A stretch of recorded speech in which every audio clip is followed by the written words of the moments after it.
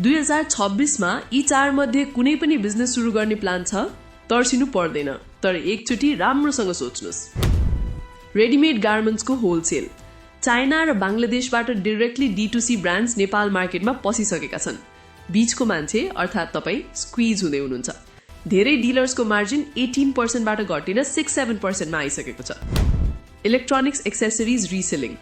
Mobile cover, charger, earphones यी items अहिले दराज र टिकटक शपमा रिटेल प्राइस भन्दा पनि सस्तोमा पाइन्छ। तपाईले गोडाउन भर्नुहुन्छ, माल निस्किदैन। एउटै सप्लायरमा भर परेको इम्पोर्ट। जुन दिन उसले रेट बढायो, डेलिभरी रोक्यो वा क्वालिटी फेर्यो, त्यही दिन तपाईको पुरै अर्डर साइकल बर्बाद। फ्रडको त कुरै नगरौं। ब्याकग्राउन्ड चेक नगरी सप्लायरलाई एडभान्स दिनु आजसम्म पनि सबैभन्दा कमन गल्ती हो। डिमान्ड डेटा बिना सिजनल आइटम्सको बल्क स्टकिङ। गत वर्ष बिकेको थियो यो लजिक 2026 मा काम गर्दैन। कन्ज्युमर बिहेभियर बदलिसकेको छ। स्मार्ट बायर्सले अहिले सप्लायरको ट्र्याक रेकर्ड, प्राइसिङ हिस्ट्री र भेरिफिकेसन पहिले नै चेक गर्छन्।